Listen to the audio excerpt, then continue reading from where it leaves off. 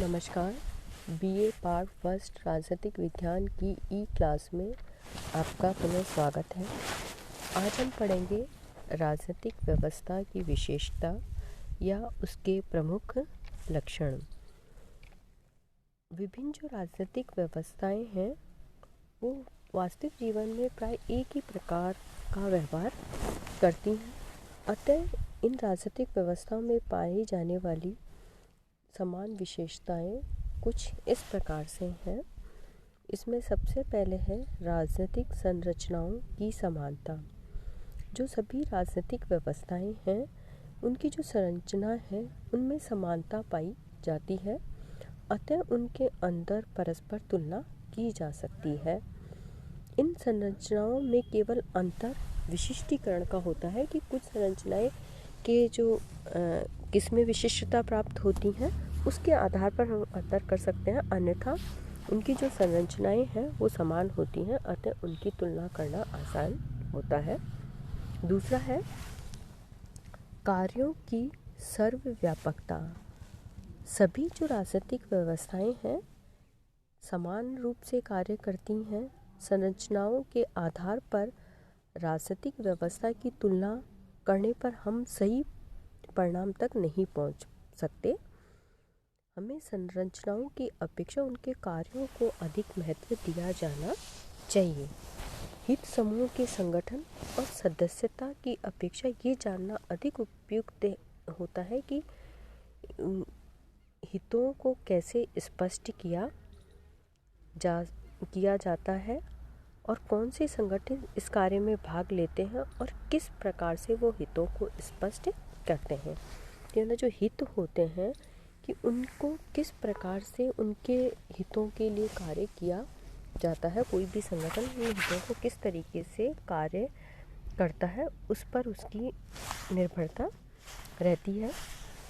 तीसरा है राजनीतिक संरचना की विविधता। सभी जो राजनीतिक व्यवस्थाएं हैं वो विविध कार्य करती हैं। यदि हमें विगत वर्षों का अगर राजनीतिक विज्ञान के विकास का अवलोकन करेंगे तो हम देखेंगे कि जो राजनीतिक संरचनाएं हैं प्रत्येक अंग केवल एक ही कार्य नहीं करती वरन एक से अधिक कार्य करती है। जैसा कि हम देखते हैं कि कार्यपालिका कानून बनाती है, व्यवस्थापिका उसे क्रियान्वित करती है और न्यायपालिका उन कानूनों की व्याख्या करने का कार्य करती है। लेकिन वास्तविकता अगर हम देखें तो तीनों जो हैं अंग हैं वो एक दूसरे के कार्य भी करती हैं, मतलब कहीं ना कहीं दूसरे के कार्यों से संबंधित भी होती हैं। अतः हम ये नहीं कह सकते कि एक अंग मात्र एक ही कार्य करेगा। ठीक है, वो स्पेशल रूप से एक कार्य करेगा लेकिन साथ में अन्य कार्य भी वो करता है, अतः उनकी संरचनाओं में विविधता पाई जाती है। जैसे नौकरशाही न केवल कानून को लागू करता है, कहीं न कहीं कानून निर्माण में भी उसका बहुत बड़ा योगदान होता है। चौथा है राजनीतिक संरचनाओं का मिश्रित स्वरूप। कोई भी जो राजनीतिक व्यवस्था है वो विशुद्ध नहीं होती, वो एक तरीके से विभिन्न जो राजनीतिक व्यवस्थाएं हैं उनका मिश्रित रूप होती हैं। अतः हम ये कह सकते हैं कि जो राजनीतिक व्यवस्था है उनमें आधुनिकीकरण और परंपरागत दोनों ही प्रकार की जो विचार और संस्थाएं हैं उनका मिश्रण राजनीतिक व्यवस्था के अंदर पाया जाता है। राजनीतिक साधनों का असमान स्वामित्व। प्रत्येक जो राजनीतिक व्यवस्था में राजनीतिक साधनों का असमान वितरण होता है। राजनीतिक साधनों से हमारा अभिप्राय उन साधनों से है जिनके द्वारा एक व्यक्ति दूसरे व्यक्ति के आचरण को प्रभावित करता है। इस प्रकार राजनीतिक साधनों के अंतर्गत धन, सूचनाएं, बल प्रयोग की योग्यता या बल का धमकी के रूप में प्रयोग आदि शामिल किए जा सकते हैं। छठा है कि राजनीतिक प्रभाव का प्रयत्न। राजनीतिक व्यवस्था के अंदर कुछ लोग सरकार की नीति और निर्णयों को प्रभावित करने के लिए अत्यधिक प्रयत्नशील रहते हैं। शासकीय नीति, नियमों और निर्णयों को प्रभावित करने की क्षमता का नाम ही राजनीतिक प्रभाव है। राजनीतिक सातवां जो है राजनीतिक प्रभाव का असमान वितरण। जो राजनीतिक व्यवस्था के अंदर जो राजनीतिक प्रभाव का असमान वितरण पाया जाता है, इसका मुख्य कारण साधनों का असमान वितरण। कुछ व्यक्तियों के पास में राजनीतिक साधन अधिक होते हैं, अतः वो राजनीतिक व्यवस्था में अधिक प्रभावशाली हो जाते हैं या सरकार पर अधिक प्रभाव डालते हैं।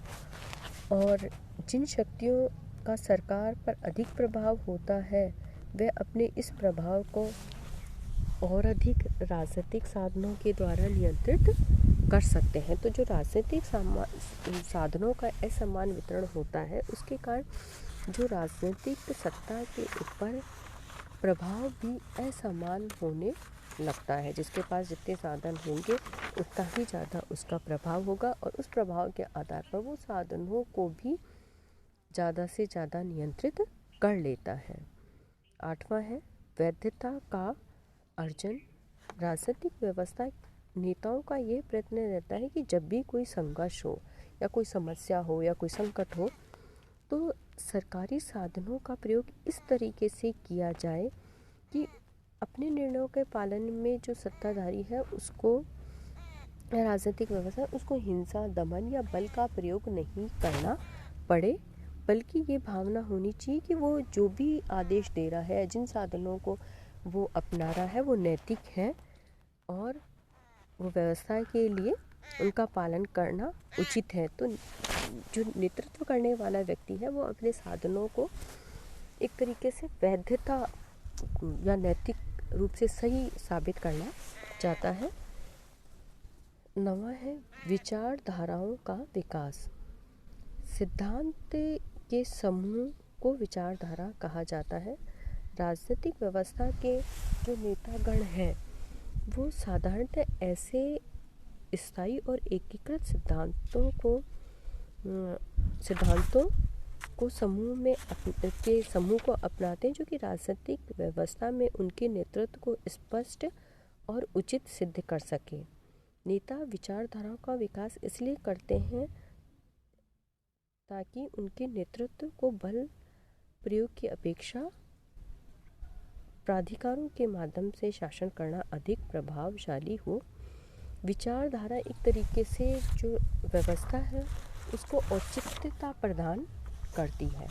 तो जो राजनीतिक व्यवस्था है वो इन सिद्धांतों या इन लक्ष्यों के आधार पर क्रमबद्ध कार्य करती है। धन्यवाद।